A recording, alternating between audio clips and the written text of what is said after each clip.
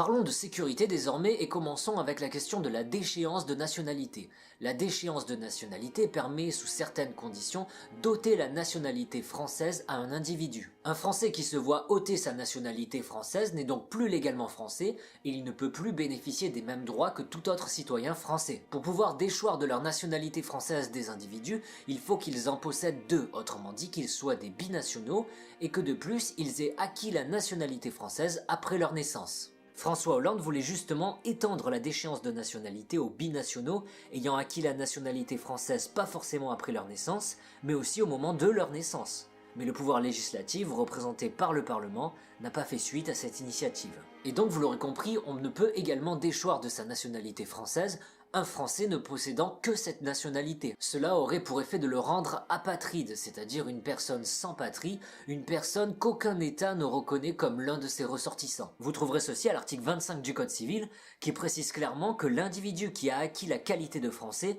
peut être déchu de la nationalité française, sauf si la déchéance a pour résultat de le rendre apatride. Emmanuel Macron ne s'est pas clairement prononcé au sujet de la déchéance de nationalité. On peut donc supposer qu'il ne souhaite ni limiter, ni élargir le champ d'application de celle-ci. Néanmoins, il lui semble plutôt opposé puisqu'il avait affirmé avoir quitté le gouvernement de François Hollande en raison de la loi travail, mais aussi en raison du projet d'extension de la déchéance de nationalité amorcé par François Hollande et que j'ai précédemment cité. Marine Le Pen, quant à elle, est favorable à la déchéance de nationalité. Elle souhaite non seulement déchoir de leur nationalité française, mais aussi expulser du territoire et interdire l'accès au territoire à tout binational lié à une filière djihadiste, ainsi qu'à tous les fichiers S binationaux. Il est vrai qu'une déchéance de nationalité ne s'accompagnant pas d'une interdiction d'accès au territoire ou d'une expulsion du territoire ne semble pas véritablement efficace dans l'objectif de protection de la population face à une menace avérée. Ce caractère avéré de la menace doit cependant être véritablement fondé. On ne peut se baser sur une présomption simple non véritablement fondée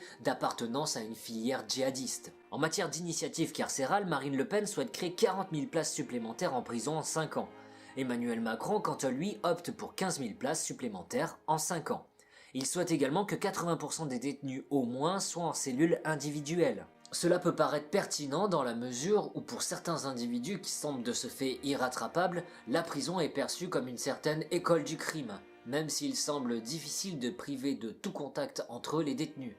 D'où l'obligation, d'où la nécessité d'une sécurité et de contrôle renforcés. Emmanuel Macron souhaite également créer 7500 nouveaux emplois de policiers et 2500 de gendarmes, qui seront affectés avant tout dans les zones prioritaires et qui auront notamment pour but de renforcer la lutte contre le terrorisme. Sans apporter spécialement de précisions supplémentaires, Marine Le Pen souhaite quant à elle créer 15 000 postes de policiers et gendarmes supplémentaires. On peut donc constater que dans un certain sens, en matière de sécurité, Emmanuel Macron se veut plus soft que Marine Le Pen. Il réclame moins de nouvelles places en prison, moins de nouveaux emplois liés aux forces de l'ordre et ne se prononce pas sur la déchéance de nationalité. Cette démarche se retrouve également en matière de budget octroyé à la défense nationale. Marine Le Pen veut augmenter dès la première année de son mandat présidentiel, si elle venait à être élue, le budget de la défense à 2% du PIB, puis se diriger vers 3% à l'horizon de la fin du quinquennat. Elle veut aussi que le minimum des 2% soit inscrit dans la Constitution.